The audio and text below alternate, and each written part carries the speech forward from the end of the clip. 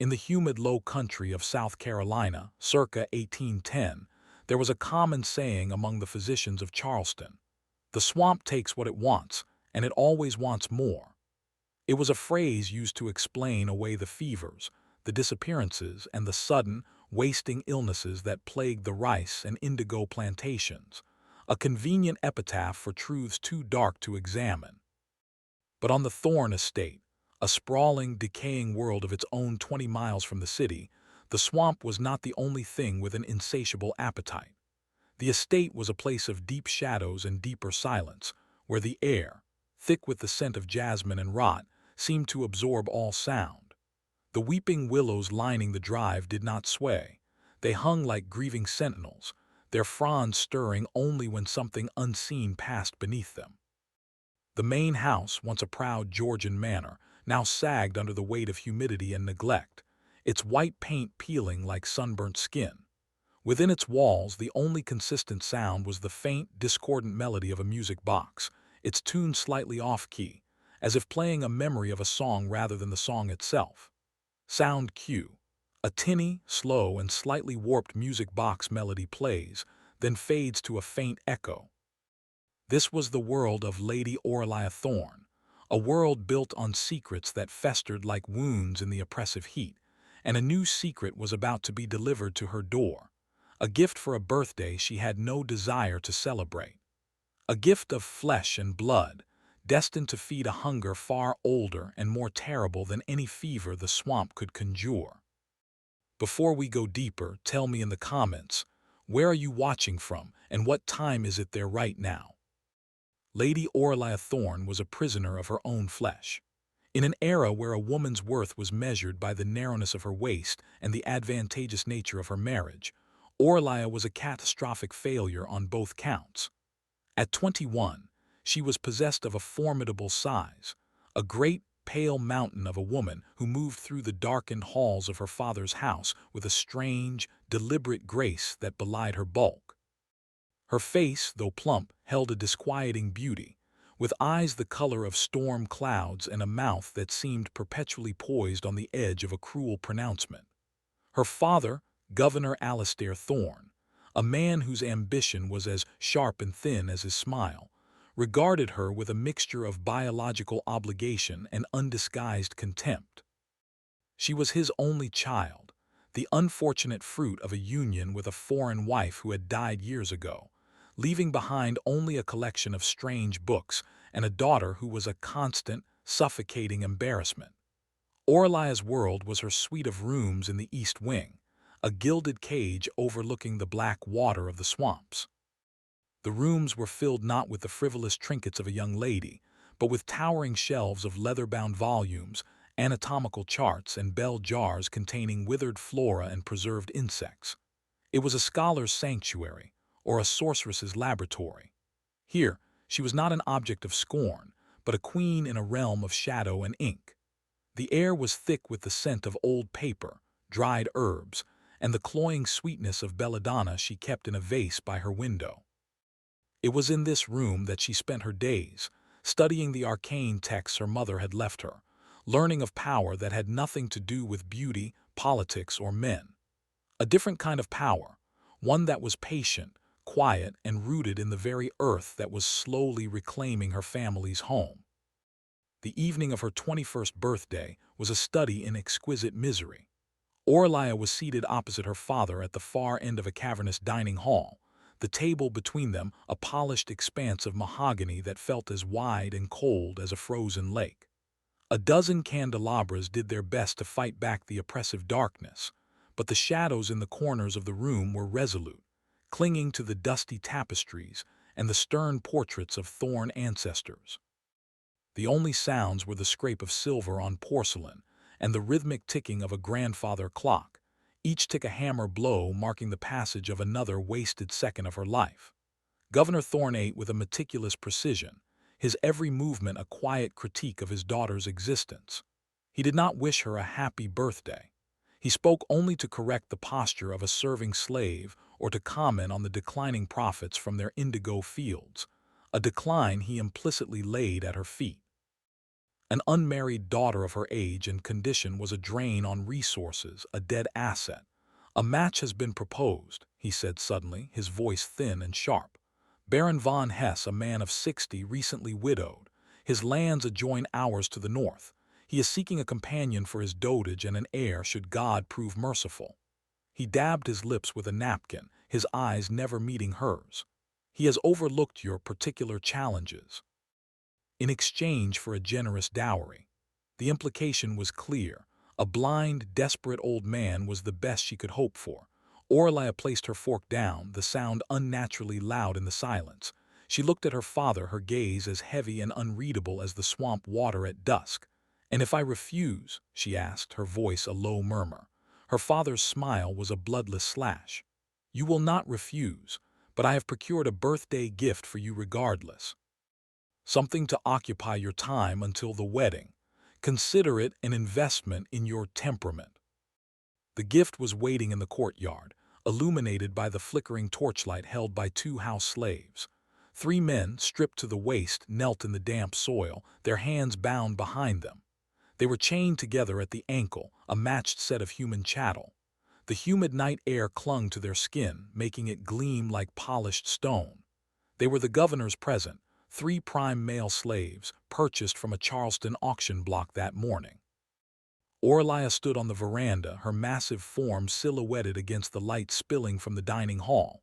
Her father stood beside her, a glass of brandy in his hand. He gestured toward the men with a theatrical flourish. "From three distinct tribes," the governor announced, his voice carrying an auctioneer's pride, "each with his own particular strengths." He pointed to the first man, the largest of the three. He was powerfully built, his muscles coiled like thick ropes beneath dark skin, his face a mask of defiant fury. "That one is Cale, a warrior, they say, strong as an ox and just as stubborn. He will require a firm hand." He then indicated the youngest, a slender boy who couldn't have been more than 17, his eyes wide with a terror so profound it seemed to have stolen his breath. "The boy is Reese. He has a talent for the fiddle, I'm told. A bit of music to soothe the savage beast, perhaps." Finally, his gesture fell upon the third man who knelt between the other two. He was neither as muscular as Cale nor as young as Reese. He was still, his head bowed, his expression hidden. Yet there was an unnerving quality to his stillness, a sense of coiled awareness. "And this one is Sila's," the governor said with a dismissive wave. "He is quiet. The traders said he has a knowledge of plants, a gardener perhaps, useful in his own way." Aurelia said nothing. She simply watched them, her storm-gray eyes moving from one to the other, her gaze a slow, methodical assessment. It was not the gaze of a mistress inspecting property, but of a naturalist studying new specimens, cataloging their potential uses. "They are yours to command, daughter," Governor Thorne declared, his voice laced with a cold, mocking amusement that was meant for her alone. "Consider them playthings, tools, a diversion until your marital duties commence. Break them, train them, wear them out as you see fit. It is of no consequence to me." The words were a public humiliation, spoken loudly enough for the house slaves and the new acquisitions to hear. He was handing her the whip, not as an instrument of power, but as a toy for a grotesque child he wished to keep pacified.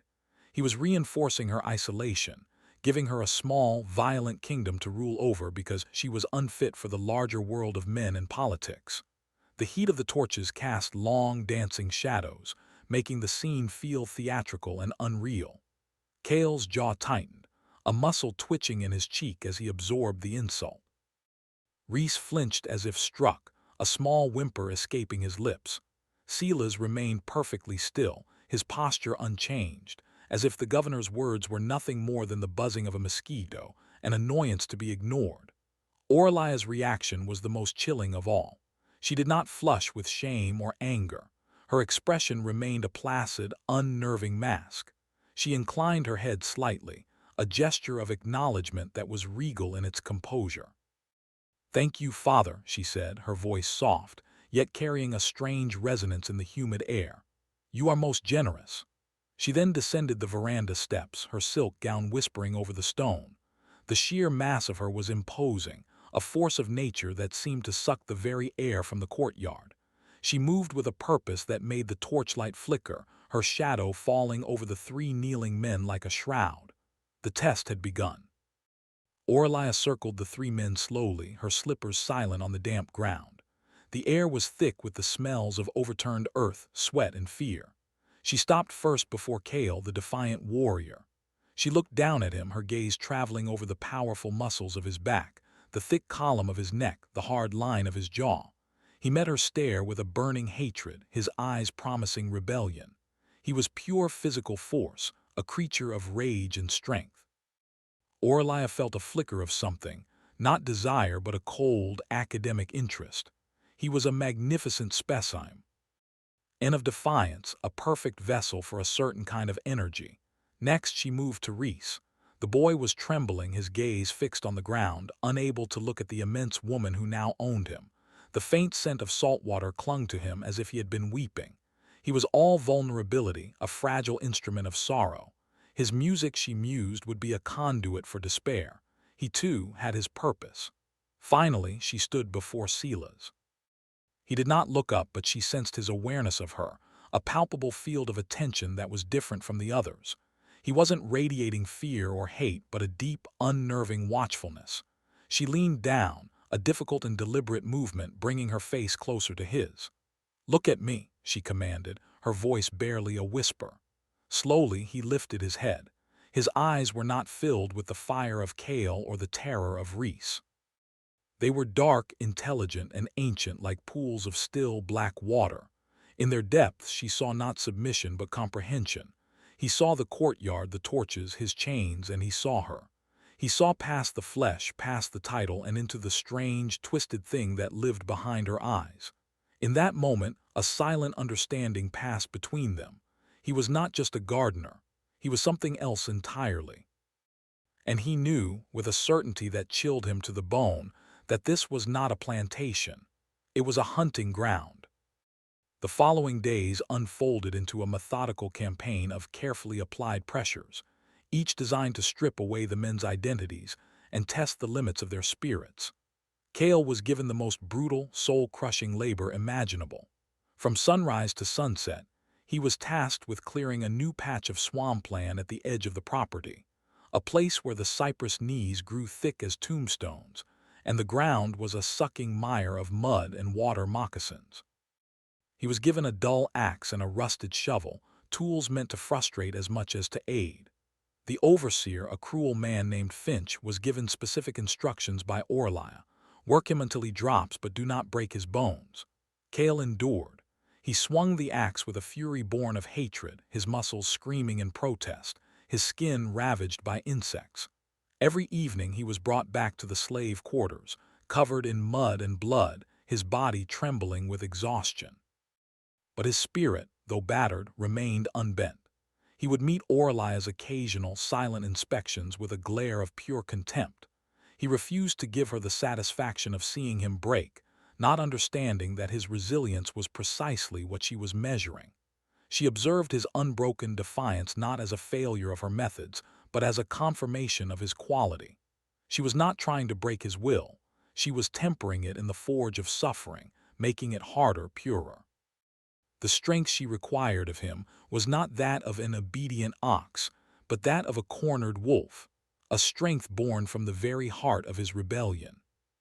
For Reese, the torment was of a different nature. It was not his body that Aurelia sought to break, but his soul.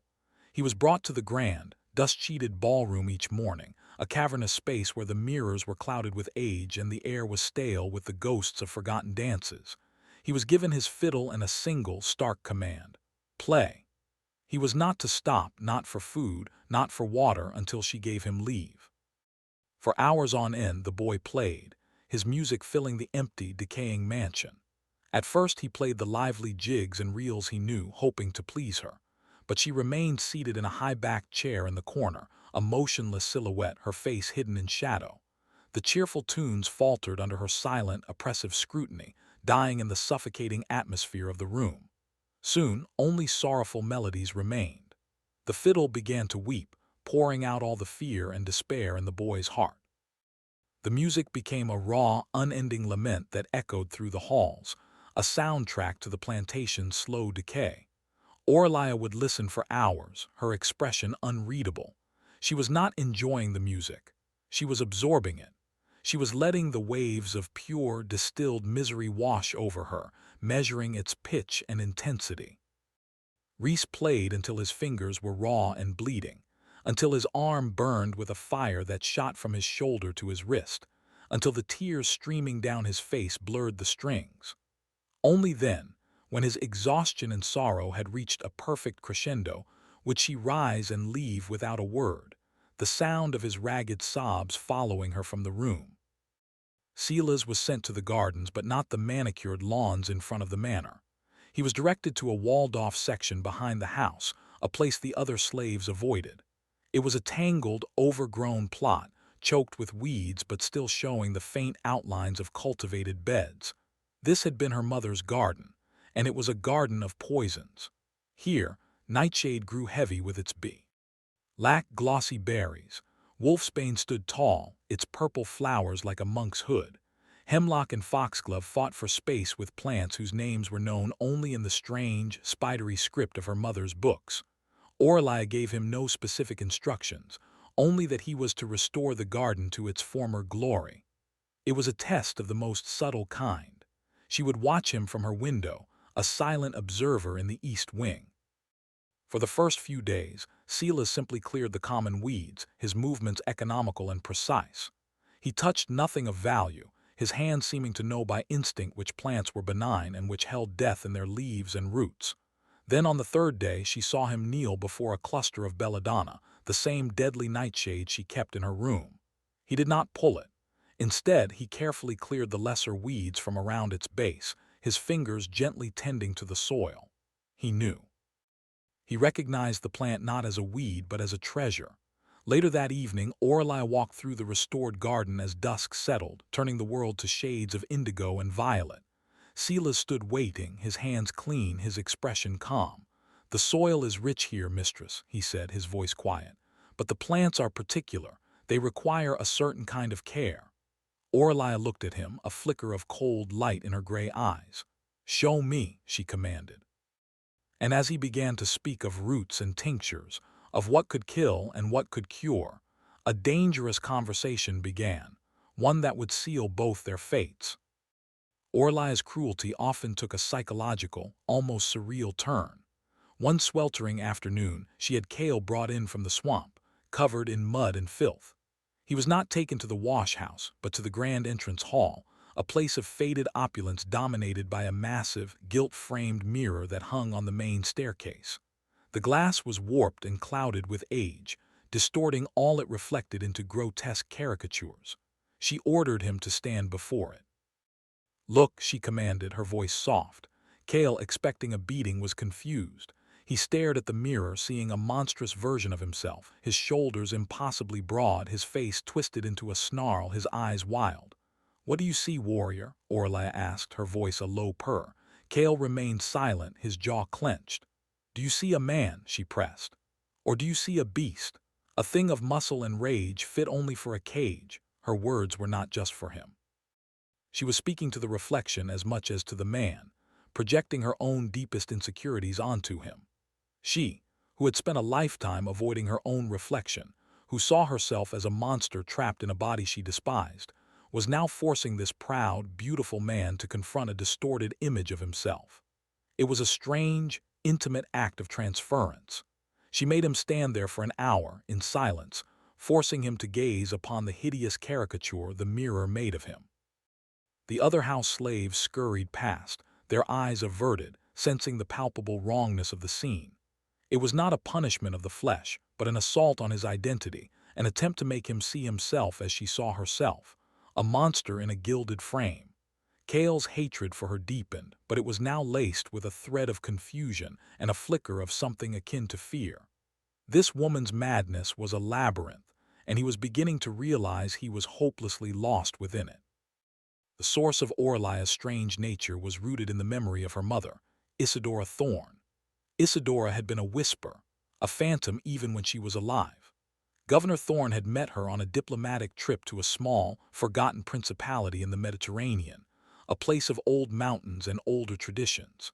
He had married her for her title and the sliver of land that came with it, bringing her back to South Carolina like a rare, exotic bird he did not understand and quickly grew to resent. The ladies of Charleston society found her unsettling. She was too quiet, her accent too thick, her eyes too knowing. They whispered that she practiced strange folk magic, that she talked to plants, that the symbols she embroidered into her gowns were not decorative, but were wards against evil. She had passed this otherness on to her daughter. In the years before her slow, wasting illness, an illness the swamp was blamed for but which Aurelia knew had other origins, Isadora had been her only companion. She had not taught her daughter needlepoint or watercolors, but the language of her homeland, the properties of herbs, the reading of signs and portents. She taught Aurelia that true power was not something given by men, but something taken from the earth, from the blood, from the veil between worlds. She had shown her the manuscripts, leather-bound books filled with elegant, spidery script, detailing rituals and pacts made by the women of their line for generations. They will call you a monster because they fear you, Isadora had whispered to a young Aurelia, her hand cool on her daughter's forehead. Let them. A monster is simply a queen they have not learned to bow to yet. Now, Aurelia clung to those words, the only true inheritance she had ever received. They were the foundation of the terrible work she was about to undertake. One evening, Reese's ordeal in the ballroom reached a new level of intensity. Exhausted and half delirious from hunger and repetitive motion, his mind began to drift. The notes coming from his fiddle untangled from the prescribed sorrow and began to weave a new melody, a tune from his own memory. It was a soft, haunting lullaby his mother used to sing to him, a song of lost homes and starry nights. The melody, filled with a pure and innocent grief, drifted from the ballroom and up the grand staircase to where Aurelia was reading in her study. At the sound of it, she froze. The melody was eerily similar to a tune her own mother's music box used to play, the one now sitting silent on her mantelpiece. The song pierced through her cold, methodical composure and struck a raw, exposed nerve of genuine, unbidden memory. For a moment she was not Lady Aurelia Thorne, the calculating mistress of the estate. She was a lonely child again, sitting at her dying mother's bedside. The memory was an agony. Rage, silent and absolute, flooded her. Power, her mother had taught her, was about control, control of the self, control of others, control of emotion. This boy, with his simple, foolish song, had made her lose control. She rose from her chair and swept down the stairs, a silent avalanche of fury. She entered the ballroom just as Reese finished the last heartbreaking note. He looked up at her, a hopeful, pleading expression on his face, thinking he had finally reached her. Aurelia walked to a nearby pedestal that held a large porcelain vase filled with withered flowers. Without a word, she raised her hand and swept it from its stand. It shattered on the marble floor with a deafening crash, the sound echoing through the vast, empty room like a gunshot. Reese cried out, scrambling backward. Aurelia stood over the wreckage, breathing heavily, her face a mask of terrifying stillness. Then she turned and walked away, leaving him alone with the silence, the shards of porcelain, and the ghost of a song that had cost him dearly. A week after the slaves' arrival, Governor Thorne departed for the state capital in Columbia, a journey that would keep him away for at least a month. His carriage rattled down the long, oak-lined drive, leaving Aurelia in absolute dominion over the plantation. As the sound of the horses faded, a profound and heavy silence descended upon the estate. The already tenuous connection to the outside world felt severed. The plantation became an island, adrift in a sea of swamp and cypress, ruled by a strange and unpredictable queen. With her father's departure, a subtle shift occurred in the atmosphere. The rigid formality of the household dissolved, replaced by a palpable sense of unease. The house slaves moved with a new, fearful quietness, their eyes constantly darting towards the east wing, as if they could feel the pressure of Aurelia's will building like a charge in the humid air. The weather itself seemed to conspire with her mood. The sky grew heavy and bruised, the sun a pale, sickly disk behind a veil of gray cloud. The air became thick and stagnant, pressing down on the land, making it difficult to breathe. A storm was coming. Not just a storm of rain and wind, but something more elemental, something being summoned by the dark preparations taking place within the sagging manor. Aurelia rarely left her rooms now. The scent of strange, burning herbs began to drift from under her door, a sweet, acrid smoke that coiled through the hallways. The faint, discordant tune of the music box could be heard at odd hours of the night. The period of testing was over. The time for selection was at hand. The entire estate seemed to be holding its breath, waiting for the coming storm to finally break. In the strange twilight of the governor's absence, Aurelia began summoning Silas to her study each evening. She would sit in her large, throne-like chair, a single candle casting flickering shadows on the towering shelves of books behind her, and she would speak to him. Their conversations were never direct. She would not say, "Tell me of poisons." Instead, she would point to a passage in a book of botany and ask him to elaborate or describe a hypothetical ailment and ask what herbal remedy he might propose. It was a delicate, dangerous dance of words. Silas, standing before her in the candlelight, understood the nature of the game. He answered her questions with a calm precision, his knowledge of the garden's dark secrets proving to be as deep as her own. He spoke of the sleep that could be found in the poppy, the madness in the datura seed, and the silence in the water hemlock. He never spoke of killing, only of CTS. He would describe how a particular root could calm a racing heart to stillness, or how a leaf could persuade the breath to cease. His voice was a low, steady monotone, the voice of a scholar, not a murderer.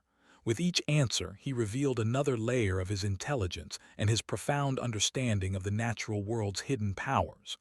Aurelia listened, her expression unreadable, but a cold light of approval grew in her eyes. She had found more than just a gardener.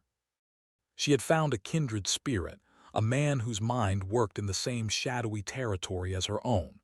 He was not merely knowledgeable, he was complicit in the language of her secrets. He did not judge, he simply understood. This silent, shared understanding was forming a bond between them that was stronger and far more terrifying than any chain. Cale's rebellion, which had been simmering for days, finally boiled over. The endless, brutal labor, the psychological torment, and the oppressive atmosphere of the plantation had worn his patience to a thread. One afternoon, the overseer, Finch, ordered him to wade into a particularly deep section of the swamp to retrieve a fallen cypress log. Cale refused. He stood on the bank, his chest heaving, his eyes burning with a hatred that had finally consumed his fear. "No more," he said, his voice a low growl. "I will not be your beast of burden." Finch, a man who relished casual brutality, smiled and cracked his whip. But when he struck, Cale caught the leather cord in his hand, yanked the overseer off his feet, and threw him into the brackish water. The act of open rebellion sent a shockwave through the other field hands. For a moment, a riot seemed possible. But then Aurelia appeared. She had been watching from the edge of the woods, a silent, hulking figure in the shade of a live oak. Walked forward, her presence immediately quelling the unrest. She looked at Cale, who stood panting, his fists clenched, ready for a fight. She showed no anger, no fear. Her expression was one of cold, clinical disappointment. "Take him to the post," she commanded the other overseers. Cale was dragged, fighting, to the whipping post in the center of the slave yard. Aurelia did not stay to watch the punishment. She simply said, "20 lashes, see that it is done," and turned and walked back to the house. The act of not watching was the cruelest part. It rendered his defiance meaningless, his suffering an impersonal, administrative detail. It was not a punishment born of anger, but a calculated step in a process he could not comprehend. As the whip fell, Cale screamed, not just from the pain, but from the terrifying realization that his rebellion, the very core of his identity, was nothing to her. It was just another ingredient she was methodically preparing. The manuscripts became Aurelia's entire world. Day and night, she could be found hunched over the ancient, leather-bound volumes her mother had left her, their pages brittle and yellowed with age. The script was a strange, elegant web of ink, a language that had not been spoken aloud in centuries. But Aurelia, taught by her mother since childhood, could read it as easily as she could English. The books were not mere collections of folk remedies. They were grimoires, detailed chronicles of her maternal lineage, a line of women who had practiced a dark and demanding art. They were priestesses, sorceresses, queens of forgotten domains, who had learned to bend the forces of life and death to their will. The recurring symbol of an Ouroboros, a serpent eating its own tail, was tooled into the cover of each volume.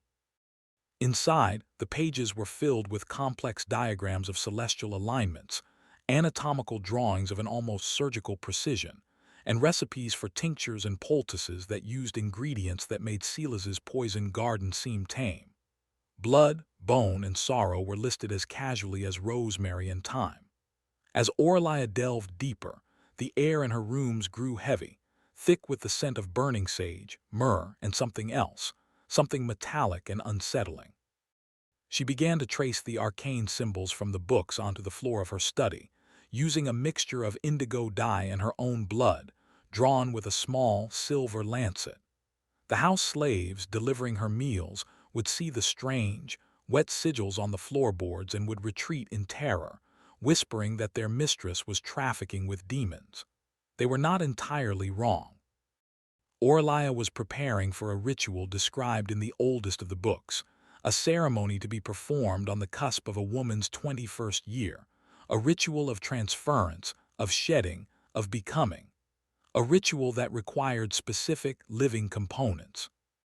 Rhys, broken by the endless, sorrowful performances, made one last, desperate attempt to find a sliver of humanity in his monstrous owner. He possessed a small, hidden talent for carving. In the brief hours of rest he was allowed, he had been working on a piece of scrap wood with a sharp-penned piece of oyster shell. He carved a small, delicate songbird, its head cocked as if listening, its wings poised for flight. It was a thing of impossible beauty and fragility, a perfect representation of his own trapped and gentle spirit. One evening, after his ordeal in the ballroom was over, he gathered his courage and approached Aurelia as she was leaving the room. He held out the small wooden bird, his hand trembling. "For you, mistress," he whispered, his voice hoarse. "A gift." Aurelia stopped and looked down at the carving. She reached out and took it, her large, pale hand dwarfing the delicate object. For a moment her expression seemed to soften. She studied the bird, the intricate detail of its feathers, the life he had managed to breathe into the dead wood.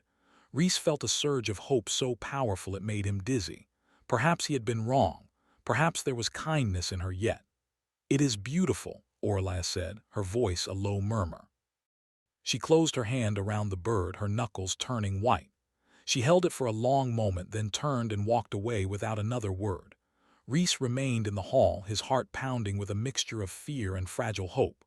Later that night, a house slave sweeping the main staircase found the bird. It was in pieces, crushed into splinters, the delicate wings snapped, the tiny body shattered. It had been discarded like trash. The message was clear. Hope was not just a dangerous emotion in this house. It was an insult to be ground into dust. On the third night after her father's departure, the storm that had been threatening for days finally broke. It arrived with a theatrical, almost sentient fury. The sky, which had been a bruised purple, turned a sickly shade of green-black. The wind began to howl through the cypress trees, a sound like 1,000 keening voices. Rain came down not in sheets, but in solid, driving walls of water that lashed against the windows of the manor. Thunder cracked directly overhead, so loud and violent it seemed to shake the very foundations of the house, and lightning illuminated the world in brief, epileptic flashes of stark white and deep shadow. This was the night. The celestial alignments described in her mother's manuscripts were in place. The storm was not an obstacle. It was an integral part of the ceremony, a force to be harnessed. Inside the house, the air was electric with tension. Aurelia, dressed in a simple, dark silk gown, had the three men brought from the slave quarters. They were led, soaking wet and shivering, not to her study, but to the grand ballroom where Rhys had spent so many miserable hours. The dust sheets had been removed. The room was lit by dozens of black candles, their flames dancing wildly in the drafts. The air was thick and cloying, a nauseating mixture of melting wax, rain, ozone, and the sweet, deadly scent of belladonna that filled a large bowl in the center of the room. Aurelia stood before the clouded mirrors, her back to them. "Tonight," she said, her voice cutting through the roar of the storm, "your service will be decided. Your worth will be judged. One of you will be rewarded. The other two will be discarded." In the center of the ballroom, a small, ebony table had been placed. On its polished surface sat 3 silver goblets, each shimmering in the candlelight. The goblets were identical, but Aurelia knew their contents were not. She gestured for the 3 men to approach. Cale strode forward, his fear masked by a sullen arrogance. Reese shuffled hesitantly, his eyes wide with terror, darting around the room as if seeking an escape that did not exist. Silas walked with a calm, deliberate pace, his gaze fixed not on the goblets but on Aurelia herself. "A final test," she announced, her voice echoing slightly in the vast, empty space. "A test of character. Before you are 3 choices. 1 goblet holds wine for the bold, 1 holds water for the humble, and 1 holds a sweet cordial for the clever." She paused, letting her words hang in the air, heavy with unspoken meaning. "Your future on this estate, indeed your very future, depends upon the choice you make now. Choose and drink. Your fate awaits in the bottom of the cup." The thunder outside rattled the windows, punctuating her pronouncement. It was a classic setup from a folktale, a riddle that promised a reward for the worthy. But this was no folktale, and Aurelia was no benevolent queen. The goblets were not a test of virtue. They were instruments of classification, a final, elegant method of sorting her tools before the true work began. Cale, Reese, and Silas stood before the table, the candlelight glinting in their eyes, the roar of the storm outside a deafening chorus to their silent, impossible choice. Cale, ever defiant and driven by pride, was the first to act. He sneered, seeing the test as another of the madwoman's games, but one he could win through simple, direct action. He was thirsty from the humidity and the ling. Airing fear and the wine seemed a fitting choice for a warrior. "I'm no humble slave, and I have no taste for sweets," he declared, his voice rough. He snatched the goblet of wine and in a single, bold gesture drained its contents. He slammed the empty cup back onto the table, a look of triumphant contempt on his face as he stared at Aurelia. Reese, trembling, went next. He was too terrified to be bold and too simple to be clever. Humility was all he had left. He reached for the goblet of water, his hand shaking so violently that some of it sloshed onto the table. He whispered a prayer to a god he wasn't sure was listening anymore and drank the cool liquid in small, frightened sips. His choice was one of pure, unadulterated fear. That left Silas. He had not moved. He had watched the others, but his primary focus had been on Aurelia, reading the subtle, almost imperceptible cues in her posture and her breathing. He understood that the goblets were a misdirection. The contents did not matter. The true test was in understanding the nature of the person presenting the choice. He looked at the last goblet, the sweet cordial, and then he looked back at Aurelia. He gave a slight, almost imperceptible shake of his head. He would not choose. He would not drink. He would not play her game by her rules. He simply stood and waited, placing his fate entirely in his understanding of her, not in a random cup. The storm raged outside, and in the candle-lit ballroom, a profound silence fell as the choices were made. A slow, chilling smile spread across Aurelia's face. It was a smile of genuine intellectual satisfaction, and it was more terrifying than any expression of rage she had yet shown. It transformed her features, making her look both beautiful and utterly monstrous. "You," she said, her voice a low, approving murmur as she looked at Silas. "You are the one. You have passed the test." She turned her gaze to Cale and Reese, who were looking on in confusion. "The test, you foolish things, was not to choose correctly.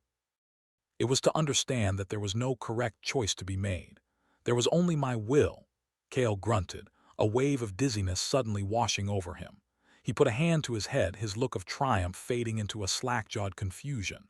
The room began to tilt, the candlelight blurring into streaks. Reese, meanwhile, felt a strange numbness spreading up his legs, a cold, heavy sensation that was slowly stealing his ability to move. He tried to take a step back, but his feet would not obey. Panic seized him as he realized he was becoming a statue of flesh and bone. Aurelia watched their struggles with a detached, clinical interest. The wine for the bold was laced with a powerful soporific made from poppy milk. "You will sleep, warrior, a deep and dreamless sleep." She then looked at Rhys, whose legs had now buckled beneath him. "And the water for the humble was infused with the root of hemlock, not enough to kill.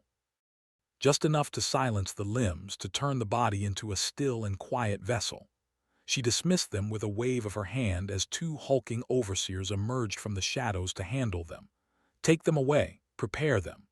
As Kale slumped into unconsciousness and Rhys was dragged away, paralyzed but terrifyingly aware, Silas stood alone with Aurelia, the unchosen cordial gleaming between them. He had survived. But as he looked into her triumphant, storm-gray eyes, he understood that his reward was not freedom, but a deeper, more intimate form of damnation.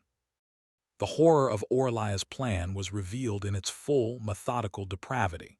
Kale and Rhys were not being discarded, they were being prepared. They were essential components, ingredients for the ritual she was about to perform. The drugged wine and the paralyzing water were not punishments, but practical measures to ensure the subjects were subdued and manageable for the work ahead. As the overseers dragged the two men from the ballroom, Silas could see that their destinations were different. Kale, the unconscious warrior, was taken down the hallway towards the cellars. Rhys, the paralyzed musician, was carried up the grand staircase towards the east wing, towards Aurelia's own chambers. The cordial, Silas realized with a sickening lurch in his stomach, was the only drink that had been harmless. It had been the true test. Had he chosen it, he would have proven himself merely clever, but still willing to play her game, and he would have been dismissed or disposed of. By refusing to participate, he had demonstrated a different kind of intelligence, an understanding of power itself. He had shown her that he could see past the theatricality of the choice to the will of the chooser. This was the quality she required, not of a victim, but of an assistant. She had not been choosing a lover or a favorite servant. She had been selecting an acolyte. The truth settled on him with a crushing weight. He had not won a prize. He had won a role in the coming nightmare. His survival had been purchased at the cost of the other two men, and his reward was to be a conscious, willing participant in whatever terrible fate awaited them. The sound of Kale's inert body being dragged down the stone steps was the last thing he heard before Aurelia turned to him, the smile gone, her expression now one of grim, terrible purpose. "Come," she said. "The work begins." Aurelia led Silas not to her bedchamber, but through it, to a section of the wall covered by a heavy tapestry depicting a grim hunting scene. Behind it was a hidden door.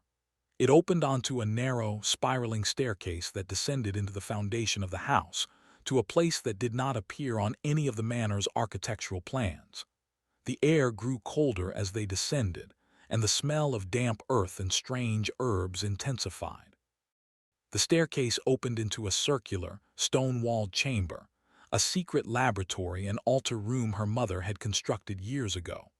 In the center of the room, a large, circular symbol had been painted on the floor, the Ouroboros, the snake devouring its own tail, rendered in a dark, glistening pigment that Silas recognized with horror as a mixture of indigo dye and dried blood. Shelves carved into the stone walls held an array of disturbing objects, surgical-looking instruments of silver and brass, clay pots filled with viscous liquids, and animal skulls arranged in precise geometric patterns. It was here that Aurelia finally explained the truth. "My family's power, the power of the Thorne Matriarchs, does not come from indigo fields or my father's political scheming," she said, her voice low and resonant in the stone chamber. "It comes from this, from the earth, from the blood, from a pact made centuries ago." She explained that every woman in her line, upon her 21st year, had to perform a ritual of renewal, a ceremony to shed the weaknesses of the flesh and claim the power that was her birthright. It was a form of transference, a way to secure a long life, an indomitable will, and a measure of control over the world around her. But the ritual was demanding. It required a sacrifice, a trinity of energies drawn from three living vessels. The ritual, Aurelia continued, her voice devoid of all emotion, requires 3 distinct sacrifices to be complete. It is a trinity of purpose. She gestured to the empty center of the painted circle on the floor. First, it requires the body. Her gaze met Silas's, and he knew instantly she was talking about Kale. It needs a vessel of pure, defiant strength, a will that has been tempered by suffering but remains unbroken. His physical power, his very life force, will anchor the ritual to the physical world. His blood will renew the sigils. Her eyes flickered towards the ceiling in the direction of the rooms above. Second, it demands the voice. Reese. It needs a conduit of pure sorrow, a spirit of artistic sensitivity steeped in despair. His music was the preparation. His final cry of terror, offered at the ritual's apex, will be the key that unlocks the gate between worlds. Finally, she turned her full attention to Silas, her gaze pinning him in place. And third, it requires the mind, a willing intelligence, an observer who understands the nature of the work and can assist in the delicate process, one who can mix the herbs, speak the words, and bear witness without breaking. She paused, the silence in the chamber stretching for a long, terrible moment. Kale's reward is to be the foundation. Reese's reward is to be the key. They will be consumed, but their energy will become part of something eternal. She took a step closer to Silas. Your reward, Silas, is to be the hand that helps turn the key. Your reward is to live. The choice was laid bare, complicity or death. There was no third option. Silas stood frozen in the center of the ritual chamber, the full, monstrous weight of his situation pressing down on him. On a stone table against the far wall lay the instruments Aurelia had mentioned. Polished silver scalpels, obsidian knives, brass bowls, and a series of complex-looking clamps and hooks. This was not abstract magic. It was a visceral, bloody surgery of the soul. Laid out beside the instruments were her mother's manuscripts, open to a page filled with anatomical diagrams and lines of chanted verse. The air was cold enough to see his breath, and it tasted of ozone and dust. His mind raced, searching for an escape, a way out. But he knew there was none. The overseers were loyal to her. The house was a fortress. The swamp was a grave. To resist now would mean a quick and meaningless death, his body joining the others as just another component in her terrible machine. He looked at Aurelia. In the cold, stark light of the chamber, she seemed less like a woman and more like a force of nature, an ancient priestess preparing for a holy, terrible duty. All the petty cruelties, the psychological games, it had all been a meticulous, dispassionate process of selection and preparation. He was a survivor, but survival in this house meant becoming a monster. He thought of Kale's defiance and Reese's innocence, and a wave of guilt and self-loathing washed over him. But beneath it, colder and harder, was the will to live. He had been a slave his entire life, surviving by being smarter, quieter, and more observant than those around him. This was no different. It was just a higher-stakes version of the same game. Slowly, deliberately, he walked to the stone table, picked up a clay bowl and a grinder, and looked at Aurelia. "Tell me what to do," he said, his voice a dead, hollow thing. The choice was made. The ritual began with the slow, rhythmic beat of a single drum, struck by an overseer standing just outside the chamber door. It was a sound that mimicked a laboring heart, a deep, resonant thud that seemed to make the very stones vibrate. Kale was brought in, his unconscious body carried between 2 men and laid upon a large, flat stone slab in the center of the Ouroboros. He was still breathing, his powerful chest rising and falling in a deep, unnatural sleep. He was the picture of strength and vitality, a perfect offering of pure life force. Aurelia handed Silas an obsidian knife, its edge sharper than any steel. "The sigils must be fed," she commanded. Silas's hands trembled, but his face was a mask of numb resolve. Under her precise direction, he made a series of shallow, careful incisions on Kale's arms and chest, tracing the patterns of the painted symbols beneath him. The blood welled up, dark and rich in the candlelight, and began to drip onto the floor, feeding the faded lines of the serpent, making them gleam wet and alive. The metallic scent of it filled the small chamber, a primal, coppery smell that was both sickening and intoxicating. Aurelia began to chant in the ancient language of her mother's people, her voice a low, hypnotic hum that seemed to weave itself into the beat of the drum. The words were alien, yet Silas felt he could almost understand them. They spoke of cycles, of devouring and rebirth, of the serpent that consumes itself to live forever. The ritual had begun, anchored to the world by the slow, steady bleeding of a sleeping warrior. At the peak of Aurelia's chanting, as the drumbeat quickened, a signal was given. From a second hidden entrance, another overseer entered carrying Reese. The boy was no longer merely paralyzed. He was bound to a wooden chair, his eyes wide and white with a terror so absolute it had gone beyond sound. He was conscious of everything: the cold, the chanting, the sight of Cale bleeding on the altar, but unable to move a single muscle. His body was a prison for his screaming mind. The overseer placed the chair directly opposite the altar, forcing Reese to witness the horror. Aurelia approached him, holding a small, silver bell. "The voice," she whispered, more to the room than to the boy. "The gate will not open without the proper key. It must be a sound born of pure, untainted terror, a final note of perfect despair."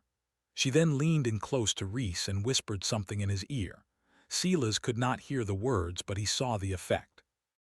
The boy's eyes, already wide with fear, seemed to shatter. Whatever she had said, it had broken the last dam of his sanity. A low, guttural moan began to build in his throat, the only sound his paralyzed body could produce. The bell she held was not for chiming. She raised it high, and with a swift, brutal motion she struck him on the temple. The blow was not hard enough to kill, but the shock of it, combined with his utter helplessness and the horror of her words, was enough to finally unlock his voice. A single, piercing scream erupted from his lungs, a sound that was not human. It was a high, thin, crystalline shriek of pure agony and madness that filled the chamber, seeming to cut through the very fabric of the air. It was the key. And as the sound reached its peak, the candles in the room flickered and died, plunging them into absolute darkness. In the sudden, oppressive blackness, Silas felt a terrifying shift in the atmosphere. The air grew impossibly cold, and a pressure built against his eardrums as if the chamber had been plunged deep underwater. The drumbeat stopped. The echo of Reese's scream faded, leaving a silence that was more terrifying than the noise had been. This was his moment, his role to play. Acting on Aurelia's previous instructions, his hands moved with a desperate, practiced haste in the dark. He found the bowl of herbs he had ground, belladonna, mandrake root, and something else, something that smelled of grave dirt, and mixed it with a viscous liquid from one of the clay pots. His fingers were numb with cold, but he did not fumble. He was now an automaton, a creature of pure survival instinct. He could hear Aurelia's chanting change, the words becoming harsher, more guttural, syllables that scraped the air like stone on bone. He knew he was to take the paste he had created and anoint her forehead, hands, and feet. He fumbled for her, his hands finding the rough silk of her gown. As his fingers, slick with the foul-smelling unguent, touched her skin, it felt as cold and hard as marble. He traced the required sigils, his mind a blank slate of terror. He was no longer just a slave, a gardener, a survivor. He was a collaborator in an act of profound and ancient sacrilege. In that moment of absolute darkness and cold, chanting forbidden words and anointing a priestess queen with a paste of poison and earth, he felt the last vestiges of his old self die. He was hers now, bound to her not by chains of iron, but by this shared, unspeakable act. Just as Silas finished tracing the last sigil on Aurelia's feet, a faint, sickly green light began to emanate from the blood-fed Ouroboros on the floor. It pulsed in time with a heartbeat that was not the drum, but something deep within the earth itself. The light grew, casting the chamber in an eerie, phosphorescent glow. In the center of the circle, Cale's body began to convulse, a thin, spectral mist rising from the incisions on his skin and coiling in the air above him. Reese had fallen silent, his head slumped, the single terrible scream having utterly spent him. The true climax was at hand. Aurelia stood and raised her arms, her shadow thrown huge and monstrous against the curved stone wall. The green light seemed to flow into her, absorbed by her skin. She let out a long, shuddering breath, and the mist that had risen from Cale's body swirled around her, enveloping her, drawn to her as if by a powerful vortex. For a moment her massive form was completely obscured. When the mist cleared, she was changed. The physical transformation was subtle, perhaps a new light in her eyes, a tautness to her skin, but the change in her presence was absolute. The air around her crackled with a palpable, ancient power. She radiated an authority that was no longer human. She was terrifyingly serene, a vessel filled to the brim with a dark and potent energy. Silas, cowering by the wall, dared to glance at the one small silver mirror that hung near the entrance. It did not reflect the Aurelia he knew. For a fleeting, heart-stopping second, the glass showed the image of a tall, slender woman robed in shadow, a crown of green fire burning on her head. A queen. Then the image fractured and the reflection returned to normal. The ritual was complete. The aftermath of the ritual was a scene of profound and chilling stillness. The green light faded, and the chamber was once again lit only by the single candle Silas had managed to relight. The air was frigid, and the silence was broken only by the slow, steady drip of Cale's blood onto the stone floor. Cale himself was no longer breathing. His life force, his vitality, had been completely drained, leaving behind an empty, lifeless husk. His skin was gray, his expression peaceful. Reese was similarly still, his head hanging at an unnatural angle. The single, perfect scream had shattered something essential within him, and his spirit had fled, leaving his body behind. They were no longer men, they were discarded tools their purpose served. Aurelia stood in the center of the circle, breathing slowly and deeply, as if tasting the air for the first time with new lungs. The immense power she had absorbed seemed to settle within her, the wild energy calming into a deep, steady reservoir. She looked younger, her features sharper, the chronic weariness that had always haunted her eyes completely gone. It was replaced by a look of ancient, predatory calm. She turned her gaze to Silas, who was pressed against the wall, his body trembling uncontrollably. Her storm-gray eyes seemed to glow with a faint, internal luminescence. The power rolling off her was a physical force, pressing him against the stone. She walked towards him, her movements still deliberate but now imbued with an undeniable and terrifying grace. She stopped just before him and raised a hand, gently touching his cheek. Her fingers were as cold as ice. "You are mine now," she said, her voice a soft, melodic whisper that held the chilling authority of a goddess. "Body, mind, and soul, you have been rewarded. The swamp takes everything in the end. It is the great equalizer in the humid low country, pulling iron, wood, and flesh back into its black, patient embrace." In the weeks following the ritual, Silas learned this lesson intimately. Under Aurelia's calm, unblinking direction, he helped her erase the existence of Cale and Reese from the world. In the dead of night, they transported the bodies, wrapped in canvas and weighted with stones, to the deepest part of the cypress swamp. There was no ceremony, no final words. Just the quiet, sucking sound as the dark water accepted the offerings, closing over them without a ripple, leaving no trace. The swamp kept their secret. With the evidence gone, Silas was bound to her by a silence more profound than any oath. He was now irrevocably part of her monstrous secret, an accomplice and a witness. The blood that had fed the sigils felt permanently stained on his hands, a phantom residue that no amount of scrubbing could remove.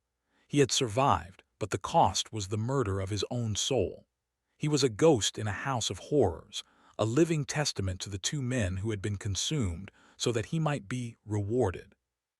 His reward was this continued, haunted existence, a life lived in the shadow of a woman who was no longer entirely human. The swamp had taken the bodies, but Aurelia had taken his future, and he knew, with the cold certainty of the damned, that she would never let it go. Life on the plantation settled into a new and terrifying rhythm. To the few remaining house slaves, Silas was no longer one of them. He was something other, an entity that belonged solely to the mistress. He was moved from the slave quarters to a small, Spartan room adjoining Aurelia's own suite. He was no longer a gardener, but her constant companion, her shadow. His days were spent not in the sun, but in the gloom of her library and the cold of the ritual chamber below. He became the keeper of her secrets. He read to her from the arcane manuscripts, his tongue slowly mastering the dead language of her ancestors. He tended to the poison garden, cultivating the deadly plants with a new, intimate understanding of their purpose. He learned to mix the tinctures and potions she required to maintain her newfound power, his hands becoming steady and sure in their grim work. He was her apprentice, her confidant, her tool. He was also her prisoner. He ate at a small table in her study while she took her meals, the silence between them thick with unspoken horrors. He walked beside her through the decaying gardens, listening as she spoke of power, of cycles, of the great, hungry wheel of existence she now believed she controlled. She never raised her voice to him. She never threatened him. She did not need to. He was bound to her by the shared knowledge of what lay beneath the dark waters of the swamp, a chain far stronger than any forged from iron. When Governor Aurelia Thorne returned from the capital a month later, it was to a house he almost did not recognize. The physical structure was the same, still sagging under the weight of heat and time, but the atmosphere within had been irrevocably altered. A strange, vital energy seemed to emanate from the east wing, a palpable sense of power that made the hair on his arms stand on end. He found his daughter, Aurelia, in her study. She was seated behind her large desk, and when she looked up at him, he felt a jolt of profound unease. The physical change was minimal. He couldn't quite put his finger on it, but her presence was immense. The sullen, withdrawn girl he had left was gone. In her place sat a woman of unnerving confidence and regal composure. She met his gaze directly, her storm-gray eyes holding his without a flicker of fear or deference. It was like looking into the eyes of a hawk. "I trust your business in the capital was successful, Father," she said, her voice smooth and melodic, holding a new, resonant authority. He grunted, unsettled by her transformation. He noticed the absence of the slaves he had bought her. "Where are the acquisitions?" he asked, trying to reassert his dominance. "The warrior proved too rebellious," Aurelia said calmly, turning a page in the book before her. "I sold him to a trader heading west. The musician was clumsy. He had an unfortunate accident by the river, a pity." She delivered the lies with such placid conviction that they were more believable than the truth. The governor looked at his daughter, this large, placid, suddenly formidable woman, and for the first time in his life he felt a sliver of genuine fear. Something had changed in this house. Something had awakened. Months bled into one another, seasons turning in the swamp outside the manor walls. The new dynamic between Aurelia and her father calcified into a cold, undeclared war. The governor, accustomed to absolute authority, found his power within his own home subtly but completely usurped. His orders to the staff were quietly countermanded by Aurelia. His business dealings began to suffer from a series of uncanny misfortunes: a lost shipment, a sudden blight in his fields, a key investor pulling out for no discernible reason. He felt as if he were being slowly, methodically dismantled, his world crumbling around him piece by piece, while his daughter simply watched, her expression as serene and unreadable as a marble statue. He began to suffer from nightmares, waking in a cold sweat, haunted by images of green light and a terrible, high-pitched scream he couldn't place. He saw the estate's physician, then a specialist from Charleston, but they could find nothing wrong with him, even as a creeping weakness began to settle into his bones. Late one night, unable to sleep, he walked past Aurelia's study and saw a light under the door. He heard her voice, speaking in the strange, guttural language of her mother's people. Peeking through the keyhole, he saw her standing before her large, gilt-framed mirror. But the reflection he saw was not his daughter. For a terrifying, heart-stopping instant, the glass showed a tall, slender queen robed in shadow, her eyes burning like cold green embers. Behind her stood the ghost of the slave, Silas, his face gaunt and haunted. The governor stumbled back from the door, his heart hammering in his chest, a single, horrifying thought consuming him. He had not purchased a gift for his daughter. He had provided the final components for a monster of his own making. Governor Aurelia Thorne's decline was swift and mysterious. The physicians called it a pernicious swamp fever, a wasting sickness for which there was no cure.